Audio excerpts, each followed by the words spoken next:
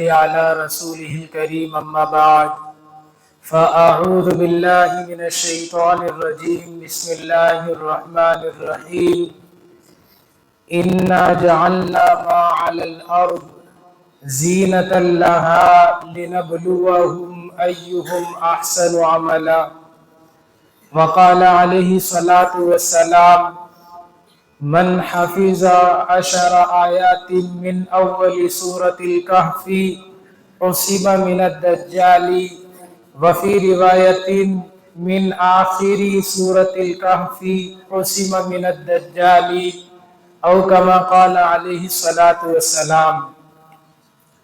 عزیز دوستو بزرگوں، آج جمعۃ المبارک جمعے کا دن ہے، مبارک دن ہے، اور اس دن سورہ کہف کی تلاوت کی جاتی ہے۔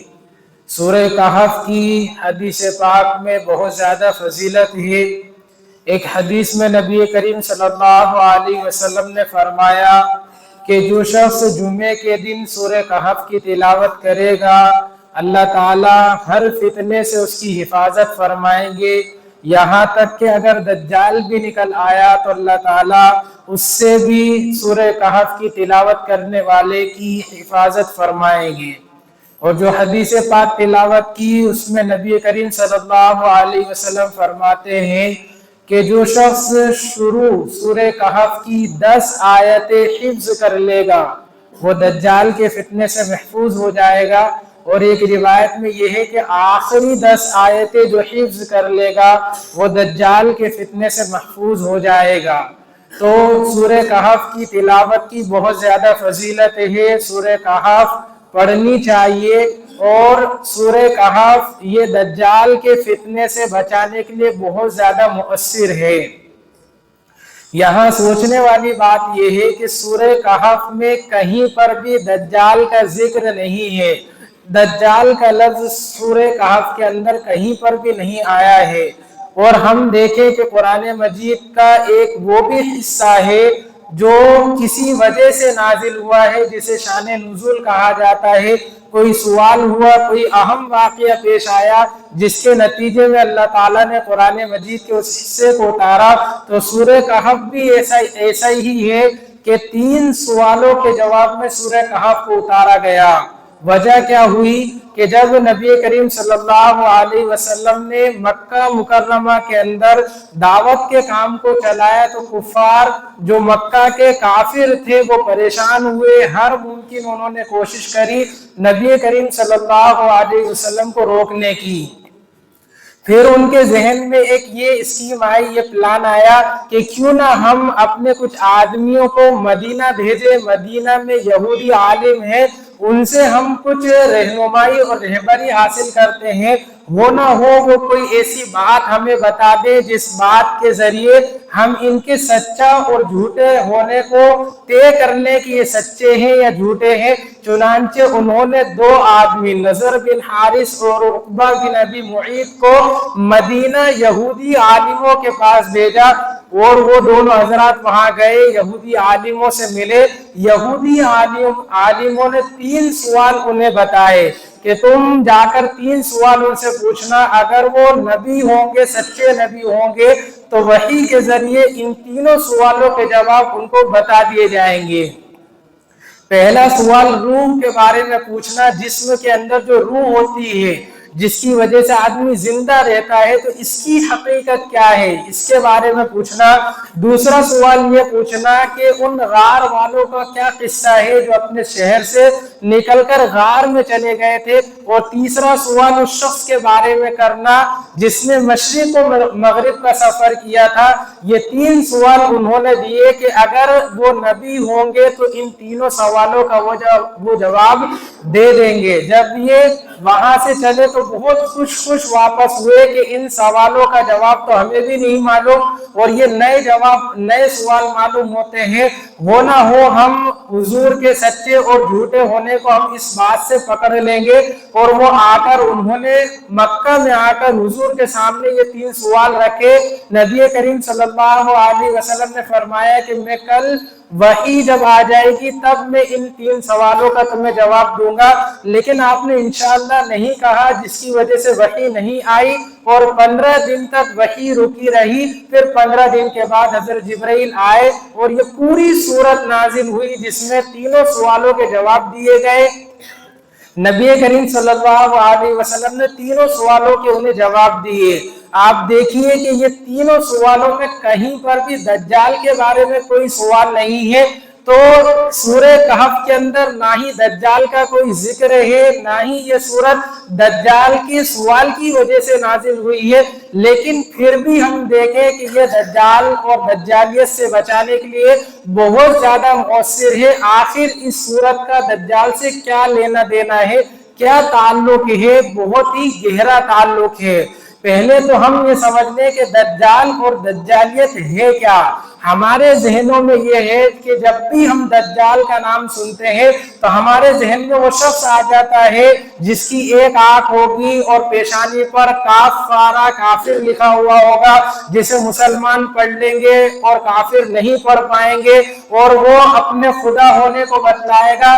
یہ اس کا نام نہیں ہے۔ دجال اور دجالیت یہ دجل سے بنا ہے، جس کے معنی آتے دھوکہ دینا، فراڈ کرنا، اور دجالیت اصل میں فراڈ ہے اسلام کے ساتھ۔ اسلام کے خلاف جو کوشش ہوتی ہے اسلام کو مٹانے کی، اس کوشش کا نام دجال ہے، اور یہ کوشش ابتدائی اسلام ہی سے ہو رہی ہے۔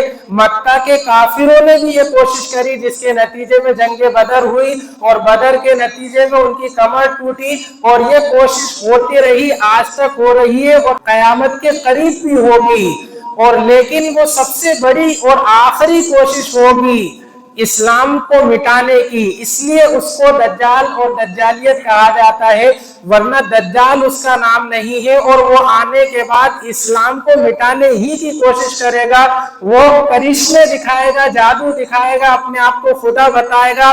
اسلام یہ کہتا ہے کہ اللہ تعالیٰ ایک ہے، اللہ تعالیٰ کے سوا کوئی معبود برحق نہیں ہے، وہ اپنے آپ کو خدا بتائے گا، اور اس طرح اسلام کو مٹانے کی وہ کوشش کرے گا۔ اس کوشش میں ہیڈ ہونے کی وجہ سے، وہ اس کوشش کو لیڈ کر رہا ہوگا، اس وجہ سے اسے دجال کہا جاتا ہے۔ تو دجال اس کا نام نہیں ہے، دجال اصل نام ہے اسلام کو مٹانے کی کوشش کا۔ جو بھی یہ کوشش کرے گا وہ دجال ہے، اور یہ کوشش دجالیت کہلاتی ہے۔ اللہ تعالیٰ نے اس پوری صورت کے اندر دجال کے وقت کیا حالت ہوگی اور دجال کے لیے کیا کیا چیزیں کام کریں گی، ان 3 چیزوں کو 3 واقعوں کے ذریعے، اور دجال کے وقت کیا حالت اس وقت کی ہوگی، اس حالت کو ایک واقعے کے ذریعے 4 واقعات کا ذکر اس سورت کے اندر اللہ تعالیٰ نے کیا ہے۔ دجال کے آنے سے پہلے 3 چیزیں ایسی ہوں گی جو دجالیت کے لیے کام کریں گی، اسلام کو مٹانے کی کوشش کریں گی۔ پہلی چیز ہے مال۔ مال اسلام سے دور لے جانے کی وجہ اور سبب بنے گا، اس کو بھی اس سورت کے اندر اللہ تعالیٰ نے ایک واقعے کے ذریعے ذکر کیا ہے کہ وَضْرِبْ لَهُمْ مَثَلَ الرَّجُلَيْنِ جَعَلْنَا لِأَحَدِهِمَا، کہ 2 لوگ ہیں، 2 دوست ہیں، ان میں ایک مالدار ہے، اس کے پاس پیسہ ہے، اولادیں ہیں، بیوی بچے ہیں، پورا خاندان اس کے پاس ہے، اور ایک وہ شخص ہے جس کے پاس اولاد نہیں ہے، مال بھی نہیں ہے، اور جو مالدار ہے یہ آپس میں دونوں بات کرتے ہیں، اور اس کی مالداری کو بھی اللہ تعالیٰ نے بیان کیا ہے جنتین من اعناب، کہ ہم نے اس کو 2 باغ دیے ہیں، اور وہ دونوں باغ انگور کے ہیں، انگور کے چھوٹے چھوٹے پودے ہیں جس میں انگور لگے ہوئے، اور ان انگوروں کو کور کیا ہے کھجور کے درختوں نے، اور پھر ان کے بیچ میں کھیتی کی بھی زمین ہے، اور ان دونوں باغیچوں کے بیچ میں پانی بھی ہے، یعنی ہر راحت کا سامان اس کے باغیچے میں، باغ میں، زمین میں موجود ہے۔ اسے کچھ کرنے کی ضرورت نہیں ہے، پانی کے لیے بھی ادھر ادھر کوشش کرنے کی ضرورت نہیں ہے، کھیتوں کے بیچ میں پانی بھی جاری ہے۔ تو ایک اللہ پر ایمان رکھتا ہے، جو ایمان اللہ پر رکھتا ہے اس کے پاس نہ مال ہے نہ اولاد ہے۔ جو اللہ پر ایمان نہیں رکھتا ہے اس کے پاس مال بھی ہے، اولاد بھی ہے، سب کچھ ہے۔ تو جب ان دونوں میں آپس میں بات ہوئی تو اس مالدار نے باتوں ہی باتوں میں یہ کہا کہ تو مجھے کہتا تھا کہ میرا دین سچا نہیں ہے، میں حق پر نہیں ہوں، اگر میں حق پر نہیں ہوتا تو میرے پاس اتنی دولت کیسے آ گئی، اور اگر تو حق پر ہے تو تیرے پاس نہ ہی اولاد ہے نہ ہی مال و دولت ہے۔ اور پھر اس نے یہ بھی کہا کہ میرے پاس یہ جو مال ہے وَمَا أَظُنُّ أَن تَبِيدَ هَٰذِهِ أَبَدًا، کہ میرا یہ مال کبھی ختم نہیں ہوگا۔ اور پھر آگے بڑھ کر مال کے نشے میں وَمَا أَظُنُّ السَّاعَةَ قَائِمَةً، اور میں یہ سمجھتا ہوں کہ قیامت نہیں آئے گی، قیامت اور مردہ دوبارہ زندہ ہونا یہ ایسی بکواس باتیں ہیں۔ اور اگر بالفرض قیامت آ بھی گئی تو میرے لیے اچھا صلہ ہوگا، اچھا بدلہ ہوگا۔ جب اللہ نے مجھے دنیا میں نواز رکھا ہے تو قیامت کے بعد کیوں وہ مجھے نہیں نوازے گا؟ تو یہ جب بات اس نے اپنے غریب دوست سے کری تو غریب دوست نے اس سے سمجھایا کہ مال کوئی ایسی چیز نہیں ہے، مال ایسی چیز نہیں ہے جو اللہ تعالیٰ اگر کسی کو مال دیا ہے تو اللہ تعالیٰ کے نزدیک پسندیدہ ہے، محبوب ہے، یہ اس بات کی علامت نہیں ہے، فانی چیز ہے، کبھی بھی ختم ہو سکتی ہے۔ تم اس پر اللہ تعالیٰ کا شکر ادا کرو، اللہ تعالیٰ پر ایمان لے کر آؤ۔ لیکن وہ مال کے نشے میں چور رہا اور وہ بالکل نہیں ٹوٹا۔ پھر اللہ تعالیٰ کا عذاب آیا کہ اس کا مال ختم ہو گیا، اور پھر وہ کہنے لگا یا لیتنی لم اشرک بربی احدا، ایک کاش میں اپنے پروردگار کے ساتھ شرک نہیں کرتا۔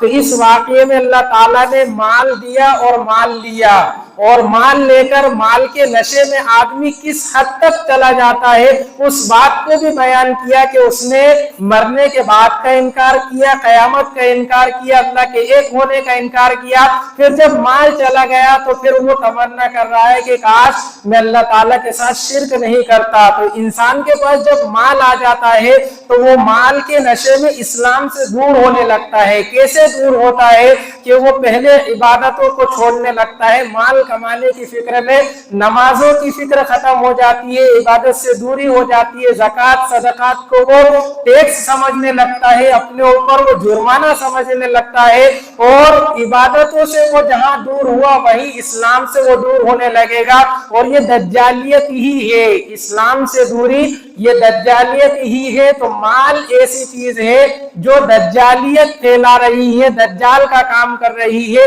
کہ اسلام سے دور کر رہی ہے۔ یہ پہلی چیز ہوگی جو اسلام سے لوگوں کو دور کرے گی، دجالیت کے لیے جو کام کرے گی، مال پہلی چیز ہے۔ دوسری چیز جو دجالیت کے لیے کام کرے گی وہ ہے ظاہر پرستی، مادیت جسے کہا جاتا ہے، جو نظروں سے نظر آ رہا ہے، جو نظر نہیں آ رہا ہے۔ آج پوری دنیا جو نظر آ رہا ہے اس کے پیچھے بھاگ رہی ہے، جو نظر نہیں آ رہا ہے اس کے پیچھے جانے کے لیے کوئی تیار نہیں ہے۔ آخرت میں کیا ہوگا اس کی فکر نہیں ہے، دنیا میں راحت ہو اس کے لیے تمام انتظامات کیے جا رہے ہیں، ظاہر کے پیچھے لوگ پڑے ہوئے ہیں۔ اس کو بھی حضرت موسیٰ علیہ السلام اور حضرت خضر علیہ السلام کے واقعے میں اللہ تعالیٰ نے اس چیز کو بیان کیا کہ جب حضرت موسیٰ علیہ السلام سے ان کی قوم نے پوچھا کہ سب سے بڑا جانکار عالم اس دنیا میں کون ہے، تو حضرت موسیٰ علیہ السلام نے فرمایا کہ میں، اس لیے کہ نبی سے بڑھ کر کوئی عالم نہیں ہو سکتا۔ یہ سوال ان کا صحیح تھا، لیکن اللہ تعالیٰ کو چونکہ یہ جواب پسند نہیں آیا تو اللہ تعالیٰ نے ان کا سفر کروایا کہ آپ ہمارے ایک بندے ہیں خضر، ان کے پاس جاؤ۔ جب وہ ان کے پاس گئے، حضرت خضر سے ان کی ملاقات ہوئی تو انہوں نے ان سے درخواست کی کہ میں آپ کے ساتھ کچھ وقت گزارنا چاہتا ہوں، رہنا چاہتا ہوں۔ تو حضرت خضر نے شرط لگا دی کہ اگر میرے ساتھ رہنا ہے تو میں جو بھی کروں گا اس پر تمہیں سوال نہیں کرنا ہے۔ حضرت موسیٰ علیہ السلام نے شرط کو مان لیا۔ جب وہ چلے ہیں تو کشتی میں بیٹھے، انہیں دریا پار کرنا تھا تو کشتی میں بیٹھے، تو حضرت خضر نے جس کشتی میں بیٹھے تو اس کشتی میں چھید کر دیا۔ تو حضرت موسیٰ علیہ السلام نے فوراً چونکہ یہ बात खिलाफ आदत थी, अच्छी बात नहीं थी कि सवारी को ऐबदार बना देना। फौरन सवाल किया तो हजरत खिजर ने फौरन याद दिलाया कि मैंने कहा था कि कोई सवाल नहीं करना है। फिर जब आगे बढ़े तो एक बच्चा मिला, हजरत खिजर ने उसको कत्ल कर दिया। जैसे ही उसको कत्ल किया हजरत मूसा अलैहिस्सलाम से फिर रहा नहीं गया कि तो शरीयत के खिलाफ एक जुर्म हो गया। फौरन उन्होंने सवाल किया कि आपने इस बच्चे को क्यों कत्ल किया। तो हजरत खिजर ने फिर वही बात याद दिलाई कि मैंने कहा नहीं था कि खामोश रहना, जब तक मैं कोई बात नहीं बताऊं तब तक मुझसे कोई सवाल नहीं करना। फिर आगे बढ़े, बस्ती में जब पहुंचे तो बस्ती वालों से, चूंकि मुसाफिर थे उस वक्त होटलों का निजाम नहीं हुआ करता था, बस्तियों में जाकर लोगों ही से अपने दावत और खाने के लिए मांग की जाती थी। तो हजरत खिजर ने बस्ती वालों से कहा कि हम मुसाफिर हैं, हमारे लिए खाने का इंतजाम किया जाए। लेकिन बस्ती वालों ने इन दोनों हजरात के लिए खाने का कोई इंतजाम नहीं किया। जब ये जाने लगे तो देखा कि एक दीवार गिर रही थी, हजरत खिजर ने उस दीवार को सही कर दिया। तो हजरत मूसा अलैहिस्सलाम ने फिर कहा कि एक तो इन्होंने हमारी दावत नहीं करी, ऊपर से दीवार गिर रही थी, आपने उसको सही कर दिया।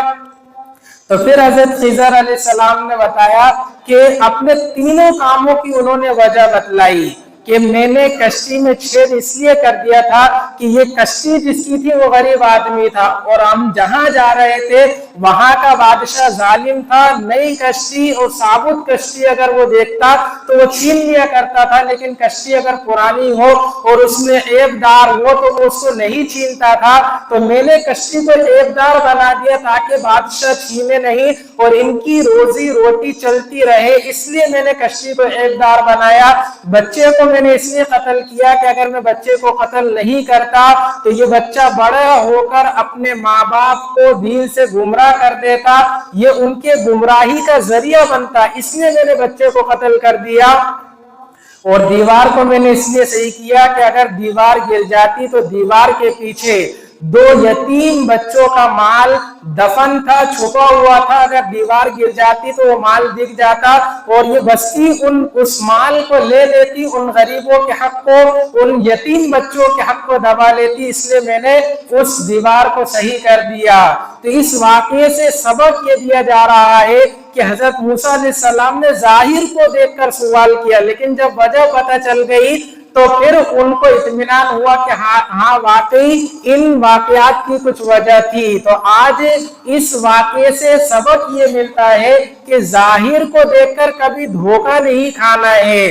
तो दूसरी चीज जो दज्जाल के लिए काम करेगी वो जाहिर परस्ती ही है। आज देखिए कि इस्लाम को मिटाने की क्या कुछ कोशिश नहीं की जा रही है, इस्लाम से दूर करने की कोशिश की जा रही है। और बाज जगह तो ऐसा दहशत का माहौल है कि इंसान को अपने मुसलमान होने पर अफसोस होता है। कई लोग तो इर्तिदाद का शिकार हो चुके हैं, हालांकि कुरान मजीद में है वअनतुमुल आलौना इन कुंतुम मुमिनीन अल इस्लाम यअलू वला युला, कि इस्लाम बुलंद है, बुलंद ही रहेगा, वो कभी मगलूब नहीं होगा। हम देख रहे हैं कि मुसलमान पसपा हो रहे हैं, पिटाई हो रही है, जंग की हालत में कुछ भी मुसलमानों के साथ हो रहा है। तो इस जाहिर से घबराना नहीं है, ये दज्जालियत है, जाहिर परस्ती की तरफ ले जा रही है। तो दूसरी चीज जो दज्जाल के लिए काम करेगी, इस्लाम से दूर ले जाएगी, वो जाहिर परस्ती है। जाहिर से हमें कभी धोखा नहीं खाना है, हमें डटे रहना है, अपने ईमान को मजबूत बनाना है। तो ये दूसरी चीज है जो दज्जाल के निकलने से पहले दज्जालियत के लिए काम कर रही है और करेगी। तीसरी चीज है पावर, इख्तिदार। इसको भी अल्लाह ताला ने जुल्करनैन के वाकये से इस सूरत के अंदर बयान किया है कि जुल्करनैन ये एक अल्लाह वाले बुजुर्ग थे और अल्लाह ताला ने इनको इतनी बड़ी बादशाह अता फरमाई थी कि पूरी दुनिया पर इनकी हुकूमत थी।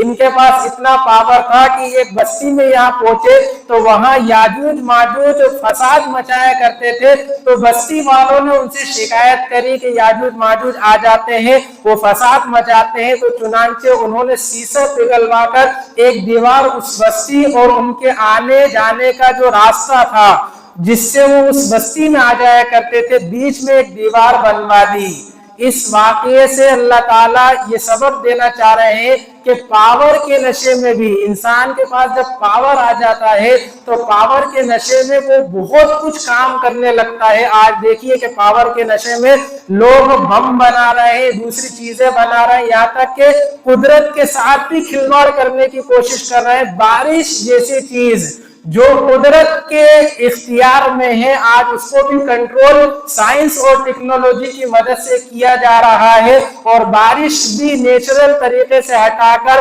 بے موسم بھی بارش کی جا رہی ہے، اور اس سے الحاد پھیلے گا۔ آدمی کا جو اسلام سے وشواس ہے وہ اٹھ جائے گا، وہی سمجھے گا کہ بارش کرنا کوئی بڑی بات نہیں ہے، میں بھی کر سکتا ہوں۔ پاور جب انسان کے پاس آ جاتا ہے تو پھر وہ یہی کہتا ہے کہ یہ قدرت مدرت کچھ بھی چیز نہیں ہے، یہ تو میں بھی کر سکتا ہوں۔ شداد نے یہی تو کہا تھا کہ جنت کوئی چیز نہیں ہے، جنت تو میں بھی بنا سکتا ہوں، اور اس نے جنت بنا کر دنیا کے اندر دکھائی تھی۔ یہ پاور کا نشہ تھا۔ تو تیسری چیز جو دجالیت پھیلائے گی، دجال کے لیے کام کرے گی، وہ پاور ہے۔ آج پاور کے نشے میں انسان پیچھے پڑا ہوا ہے، پاور کے کرسی کے پیچھے پڑا ہوا ہے، اور اس کے نتیجے میں وہ اسلام سے دوری کر رہا ہے۔ تو یہ تین چیزیں ہیں جو دجال کے نکلنے سے پہلے دجالیت کے لیے کام کرے گی، اور جب دجال آ جائے گا، دجال کا جو فتنہ ہوگا یہ اتنا سخت فتنہ ہوگا، اس کو کنٹرول کرنا حضرت مہدی علیہ السلام کے ہاتھ میں بھی نہیں ہوگا۔ جب یہ تینوں چیزیں کام کر رہی ہوگی، مال، ظاہر پرستی، اقتدار، تو اس وقت کے حالات اتنے سخت ہو جائیں گے کہ انسان کے لیے اپنے ایمان کو بچانا مشکل ہو جائے گا۔ اس بات کو اللہ تعالیٰ نے اصحاب کہف کے واقعے کے ذریعے سمجھایا ہے کہ اصحاب کہف کا واقعہ یہ تھا کہ یہ چند نوجوان تھے جو اپنے اپنے قبیلے کے سردار تھے، 7 لوگ تھے، اور ان کا ایک بادشاہ تھا۔ بادشاہ ہر سال میلہ لگایا کرتا تھا، اس میلے میں بادشاہ کو خدا مانا جاتا تھا، اس کے نام کی بلیاں دی جاتی تھی، اور بہت کفریہ باتیں اس زمانے میں کی جاتی تھی۔ تو جب میلہ لگا تو یہ 7 لوگ بھی اپنے اپنی قبیلوں کو لے کر اس میلے میں شریک ہوئے۔ جب بلیاں دی جانے لگی تو اچانک چونکہ ایمان ان کے حق میں مقدر ہو چکا تھا، تو انہوں نے دیکھا کہ یہ کوئی اچھی بات نہیں ہے کہ ہم خدا کو چھوڑ کر اپنے ہی جیسے انسان کو سجدہ کر رہے ہیں، اس کے لیے بلی دے رہے ہیں۔ جب یہ خیال ان 7 کے دلوں میں آیا تو یہ 7 اس میلے کو چھوڑ کر ایک درخت کے نیچے جمع ہونا شروع ہو گئے۔ ایک کے دل میں خیال آیا، وہ جا کر درخت کے نیچے بیٹھا، ایسی 7 اور 7 ایک دوسرے سے انجان تھے، وہ اس درخت کے نیچے بیٹھے، اور بیٹھنے کے بعد پھر اللہ تعالیٰ نے ان کے دلوں کو نرم کیا۔ تینوں نے 7 نے آپس میں بات چیت کری، اور بات چیت کرنے کے بعد انہوں نے اس کی مذمت کری کہ ایسا نہیں ہونا چاہیے، بلی کسی کے نام کی نہیں ہونا چاہیے، خدا ایک ہی ہونا چاہیے، یہ ہمارا خدا نہیں ہو سکتا۔ اور انہوں نے دین حق جو اس وقت کا تھا، حضرت عیسیٰ علیہ السلام کا جو حق تھا، عیسائیت تھی، اس کو اپنا لیا، اور وہ اپنی عبادت کرنے لگے۔ دھیرے دھیرے جب یہ بات بادشاہ تک پہنچی تو بادشاہ نے ان کو بلایا۔ چونکہ یہ 7 اپنے قبیلے کے سردار تھے تو بادشاہ ایک دم ان کو سزا نہیں دے سکتا تھا، بادشاہ نے انہیں مہلت دی، ان کو ان کے عہدے سے ہٹا دیا کہ اب تم کوئی سردار نہیں ہو، تمہارے جو اعزازات ہیں، تمہارے جو اچھے کپڑے ہیں، ساری چیزیں بادشاہت جو سرداری کی جو علامتیں نشانیاں ہوتی ہیں وہ نشانی لے لی، اور کہا کہ میں تم کو مہلت دیتا ہوں، اگر تم باز نہیں آئے تو تمہیں قتل کر دیا جائے گا۔ جب ان کو مہلت مل گئی تو وہ 7 کے ساتھ اس شہر کو چھوڑ کر نکل گئے اور ایک غار میں چلے گئے۔ اس غار میں جیسے ہی پہنچے تو اللہ تعالیٰ نے ان کو سلا دیا، اور یہ حضرات 309 سال تک وَلَبِثُوا فِي كَهْفِهِمْ 300 سنین وَازْدَادُوا تِسْعًا کہ 903 سال تک یہ لوگ سوتے رہے، اور اس سونے کی حالت میں اللہ تعالیٰ نے ان की करवटें भी वो बदलते रहे। जब वो उठे हैं तो उन्हें ऐसा लग रहा था कि हम अभी आज आधा दिन सोए हैं या एक दिन सोए हैं, हालांकि वो 309 साल तक सोए हैं और इन 309 सालों के अंदर उनके बदन पर कोई मिट्टी भी नहीं जमी, वो करवटें बदलते रहे। फिर जब अल्लाह ताला का हुक्म हुआ तो ये उठे और उस वक्त वो जालिम बादशाह मर चुका था, हक परस्त बादशाह उस वक्त उस जमाने में मौजूद था। इनको भूख लगी, ये खाना लेने के लिए बाहर आए और इन्होंने जो सिक्का इनके पास 309 साल पहले का जो था वो खाना लेने के बाद जब दिया तो उस दुकानदार ने उस सिक्के को देखकर कहा ये तो पुराना सिक्का है, ये तो बंद हो चुका है, तुम्हारे पास ये सिक्का कहां से आया? हो सकता है तुम्हारे पास पुराना खजाना तुमको हाथ लगा हो। उनको पकड़ लिया और पकड़ने के बाद बादशाह के सामने पेश कर दिया। तो बादशाह से उन्होंने अपना पूरा वाकया बतलाया कि हम इस तरह उस जमाने में निकल गए थे और चूंकि इनका चर्चा भी था जब ये अचानक शहर से गायब हो गए थे तो उस जमाने में लोगों में ये बात चली थी कि कुछ लोग थे जो बादशाह के हाथ से निकलकर कहीं चले गए थे, तो ये बात लोगों में चल रही थी। तो जब बादशाह भी गया और बादशाह ने भी गार में जाकर देखा तो वो सब वहां हजरात मौजूद थे, वो बाहर भी निकल कर आए, बादशाह से मुलाकात हुई, उसके बाद उन हजरात का इंतकाल हो गया। ये चीज अल्लाह ताला ने दिखाई और इस वाकये से सबक ये दिया कि जब दज्जाल निकलेगा और दज्जालियत से पहले ये चीजें जो उसके लिए काम कर रही होगी उस वक्त भी हालत यही होगी कि अगर ईमान बचाना है तो गार में छुपना होगा, अपने आप को छुपाना होगा, अगर नहीं छुपाएंगे तो मार दिए जाएंगे। जैसा कि अगर ये लोग गार में नहीं जाते तो बादशाह इनको मार डालता, ये उस वक्त की हालत होगी। इसलिए हमें चाहिए कि जो चीज हमें बताई गई है जो दज्जालियत से और दज्जाल से हमारी हिफाजत कर सकती है वो सूरह कहफ है। हमें सूरह कहफ की तिलावत करना चाहिए। दज्जाल और दज्जालियत ये कोई मामूली चीज नहीं है। सहाबा इकराम ने भी अर्ज किया था हुजूर से, तो हुजूर ने फरमाया दज्जाल को मामूली ना समझो, ये ऐसी हस्ती ऐसी शख्सियत है जिसके बारे में हर नबी ने अपनी उम्मत को डराया है। आज देखिए कि पूरी दुनिया एग्रीकल्चर जो है, जो किसान खेती करता है, बीज डालता है, बीज डालने के बाद फसल में मेहनत करता है, पानी डालता है, 3 महीने तक उसकी देखभाल करता है, उसके बाद जाकर फसल तैयार होती है। दज्जाल जब आएगा तो मिनटों में फसल तैयार हो जाएगी। ये मशीनरी है जिसके जरिए डॉक्टर कई रिसर्च और खोज के बाद इलाज करते हैं, जिसमें पैसा भी लगता है, सारी चीजें होती है। दज्जाल हाथ फेरेगा और लाइलाज बीमारी दूर हो जाएगी। आज अगर किसी का इलाज नहीं हो रहा हो और कोई इलाज कर दे तो जिसका इलाज हो जाता है, जिस शख्स ने इलाज किया वो उसको भगवान मान लेता है, खुदा मान लेता है। तो दज्जाल लाइलाज बीमारियों का इलाज करेगा, आसमान से बारिश बरसाएगा, खजाने निकाल देगा। जब वो ये सारी चीजें दिखाएगा तो उस वक्त अपने ईमान को बचाना बहुत ज्यादा मुश्किल हो जाएगा। जरूरत है इस बात की कि हम सूरह कहफ की तिलावत करें। इसका जो फितना होगा इस फितने से हम पनाह मांगे। अल्लाह ताला हम तमाम को कहने सुनने से ज्यादा अमल की तौफीक अता फरमाए।